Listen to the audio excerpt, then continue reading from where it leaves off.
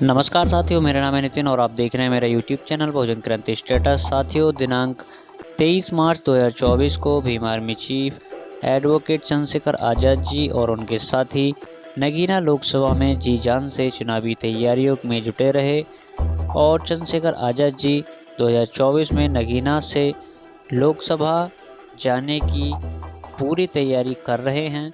नगीना की जनता भी उनका भरपूर सहयोग कर रही है।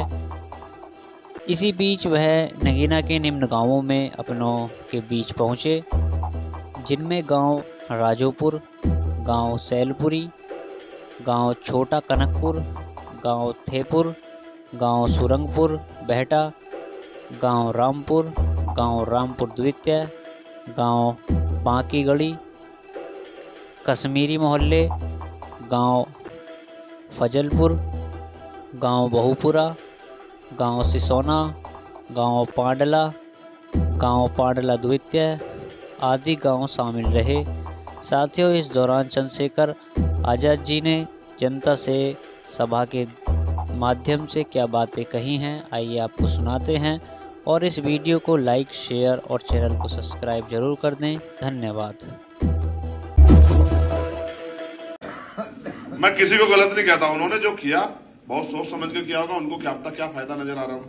मगर मैं एक बात स्पष्ट कर दूं, 80 सीट में से नहीं मांग रहा था, 542 में से, 80 में से नहीं मांग रहा था, 542 में से। मैंने कहा कि अपना चुनाव लड़ा के मैं घूम घूम के आके आपकी मदद करूंगा और भाजपा के रोकने को मैंने खतौली जिता के दी थी नहीं दी थी। भाई आप बताओ, ईमानदार है जो लोग सियासी लोग हैं, बताओ किस और कुछ लिया मांगा है किसी में से कुछ? खतौली उनको, और ये कहा कि भाई तुम आना भी मत, जिता के दिखाऊंगा। 3 दिन लगातार घूमता रहा। और देखो, अजीत सिंह जी लड़े थे 2019 में, 17 में ये हारे थे। जब अजीत सिंह लड़े 19 में तो समाजवादी, बसपा और आरएलडी तीनों गठबंधन था, तो भी 30,000 से हारते, आप पता करवा लेना। और 2022 में भी हारे। और उपचुनाव कहते हैं सरकार का होता है, उस उपचुनाव में भी उन्होंने पूरे जोर लगाया। मगर हमने अपनी मेहनत से, हमें अपनी अपील पे भरोसा, अपने लोगों को भरोसा है कि वो समझ गए कि भाई ये आदमी हमारी आवाज उठाएगा। उन्होंने मेरे बात पर लब्बैक होकर वोट दी और देखो 22,500 से हराया, 16,500 पूरे किए और 38,000 प्लस वोट हुआ। ठीक है, तो मुझसे पता नहीं क्या दिक्कत है। खैर, मैं समझता हूं, वो एक बहुत अच्छी शायरी है कि फानूस बन के जिसकी हिफाजत हवा करे, वो समा कैसे बुझे जिसको रोशन खुदा करे। भाई अगर तुम ही सब कुछ होते तो तुम पता नहीं क्या कर बैठते। जिन लोगों ने तुम्हें वोट दिया, तुम्हारी जिम्मेदारी थी कि तुम उनकी आवाज उठाते।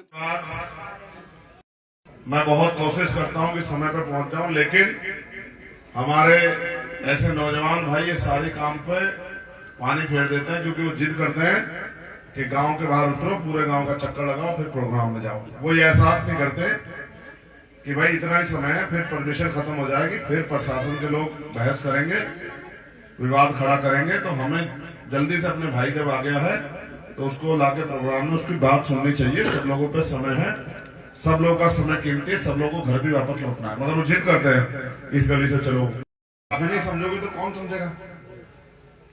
तो मगर मैं धन्यवाद दूंगा, यहाँ जो बड़ी संख्या है यहाँ से वहां तक, वो जो इन्होंने वो बिल्कुल वो बना दिया जीना माओ बहनों का, वो बहुत बड़ी संख्या में है, उनका मैं धन्यवाद दूंगा। इधर भी खड़ी है। और इस मंच पर उपस्थित इस गांव के और क्षेत्र के सभी जिम्मेदार लोग, हमारी पार्टी के सभी सम्मानित नेतागण और भाई हरिश्चंद्र भगत जी जो इस क्षेत्र की लंबे समय से सेवा कर रहे हैं, लगातार बेचारे लगे रहते हैं, तमाम और साथी विधानसभा के, जिले के। अब मैं बात मूड में हूं नहीं, क्योंकि मेरे पास काम ज्यादा है और समय कम है। मैं पुरानी बातों पे नहीं जाऊंगा, मैं आपसे आज की बात करूंगा और ज्यादा पुरानी पिछले 10 साल की बात करूंगा।